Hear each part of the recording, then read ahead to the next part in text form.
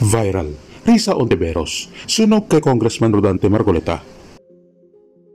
Kapapasok lamang na balita, trending ngayon sa social media.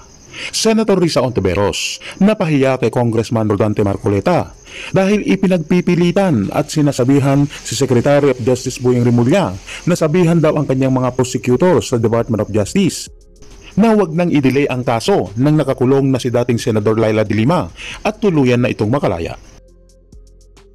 Matatandaan na panay ang panawagan ng mga European Union at ang Amerika na palayain na si de Lima.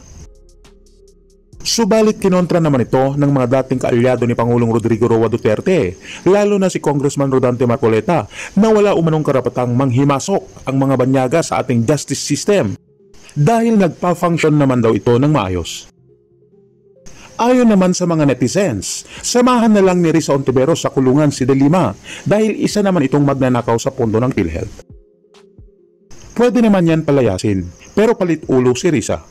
Ikaw na lang pumalit kay de Lima kung naawa ka sa kanya. Dapat nga nauna ka pa kay de Lima dahil sa pandarambong mo sa PhilHealth. Dapat ikinulong ka na. Dapat, kaso mabagal yung kalakaran sa imbestigasyon laban sa'yo. Dapat isama yan sa kulungan, nangurakot sa PhilHealth, malaking halaga pera at pinaghirapan ng Pilipino. Naloloka na si Risa Ontiveros, dapat palayasin yan sa Senado, walang pagmamahal sa bayan. Salamat Congressman Marcoleta sa pagiging totoo sa batas na patas mong pinapairal na walang sinisino, mayaman man o mahirap. Tama po lagi ang ipinaglalaban mo, walang palakasan kahit oligarch. Kung miss na ni Ontiveros si de Lima, dapat pagsamahin talaga silang dalawa sa kulungan. Para wala nang angal si Ontiveros, ibigay na ninyo ang gusto na magkasama sila ni de Lima para enjoy sila sa kulungan.